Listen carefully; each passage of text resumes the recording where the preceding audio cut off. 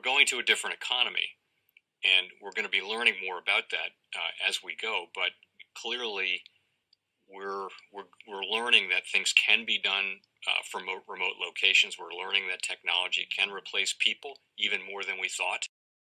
We're not going back to the same economy. We're recovering, but to a different economy, and it'll be one that is more leveraged to technology. And I worry that that is going to make it even more difficult than it was for many workers. In Silicon Valley, and my friends who work in technology know that what we did to the manufacturing workers, we are now going to do to the retail workers, the call center workers, the fast food workers, the truck drivers, and then even bookkeepers, accountants, insurance agents, lawyers, and on through the economy. So what happened to the manufacturing workers is a very clear sign. This effort. And China has big plans for this. They intend to seed their digital yuan into the global environment by giving it away to visitors at next winter's Olympics. When they arrive at the airport, they're going to get yuan digital wallets. They're going to receive digital yuan.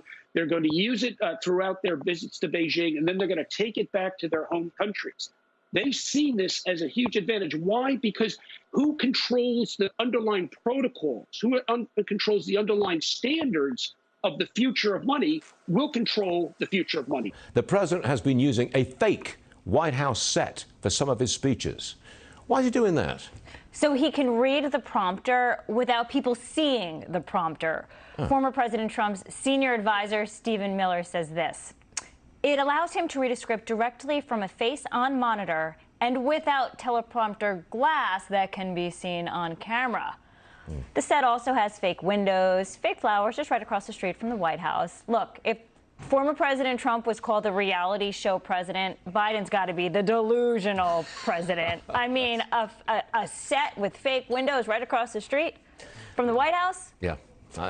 Welcome to the Crypto Teacher. And guys, I come back with that video just to make you think.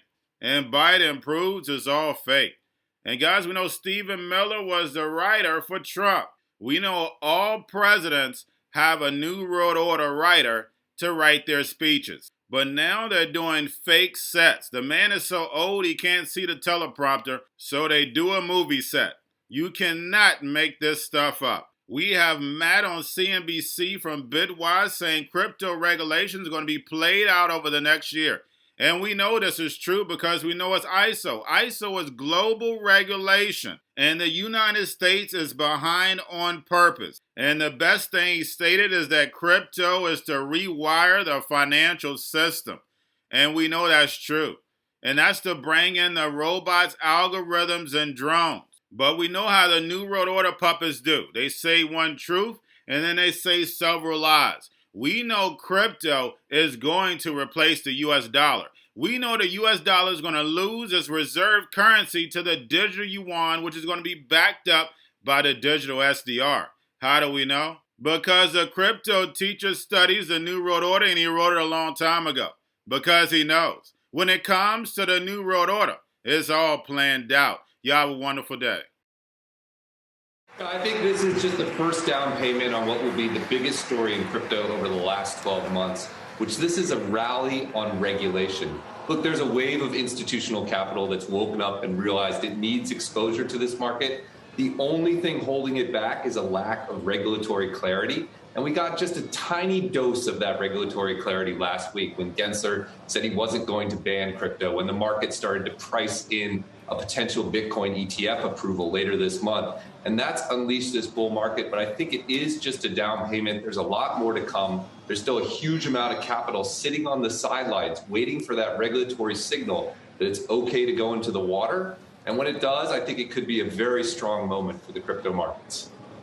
When do you think it does? And I ask that because I realize we're getting more commentary and rhetoric. We're also starting to get more officials nominated to posts within the Biden administration that could have a role in all of this as well. So what does the timeline look like?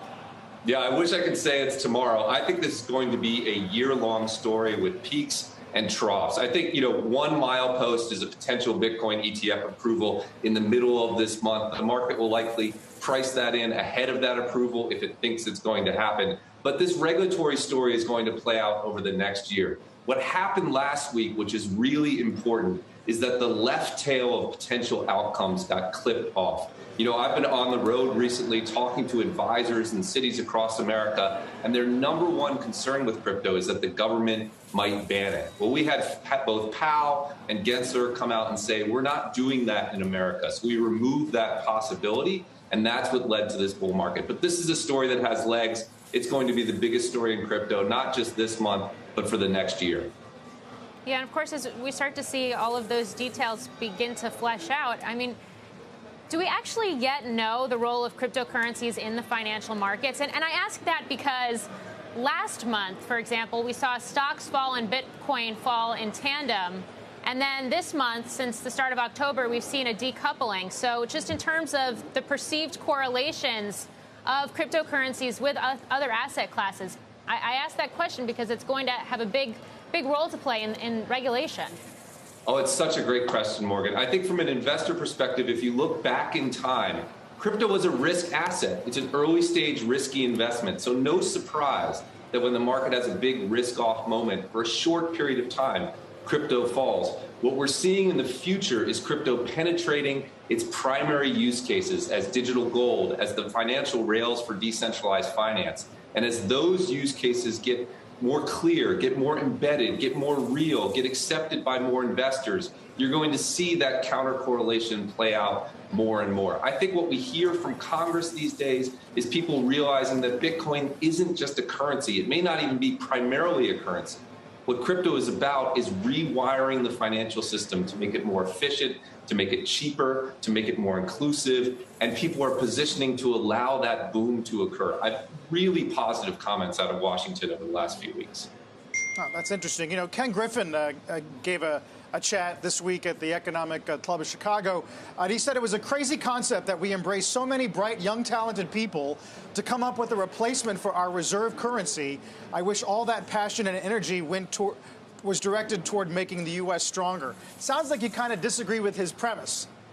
I do disagree. I don't think crypto is about replacing the U.S. currency. They live side by side. I think the primary thing that crypto is about is rewiring the financial system, allowing money to move at the speed of the internet, allowing $1 billion to move to anyone in the world and settle in 10 minutes, to make the financial system faster. We're hearing a lot about DeFi now. We're hearing a lot about NFTs. I think that comparison to the US dollar is not the right comparison. This is about sort of a fintech play on disrupting the financial ecosystem. We all know it needs disruption. We all know it could serve us better. And I think it's going to be one of the hottest areas of economic growth in America over the next 5 and 10 years. The most powerful person in the world is the storyteller. The storyteller sets the vision, values, and agenda of an entire generation to come. Steve Jobs. And guys, you know I truly believe in this. When you look at the New World Order, they're the storytellers. And that's the reason why I wrote my New World Order book. But guys, now it's time to change the current generation. And I wrote 3 kids' books. You know I love the Trinity because I understand the power that's in it. So I have 3 books. We have an opportunity to change the generation, to educate, not just me, but I want to show you that I take action on a daily basis. And I want you to take action on a daily basis. Whether it's your job, whether it's in your community, we have an opportunity right now to educate the masses. I posted this on my Twitter account. Please share, but this is a short clip of the 3 books. There's going to be a clothing line and action figures. Please get these books for your kids, nephews, cousins, friends. So therefore, we can start the re-education now. Because as we see, the 4th Industrial Revolution foundation is definitely here. Robots, algorithms, drones, taking humanity out the picture. We have to re-educate. But let's get into the video. Part 1. King Joshua and Grandma Tam save the village. Part 2.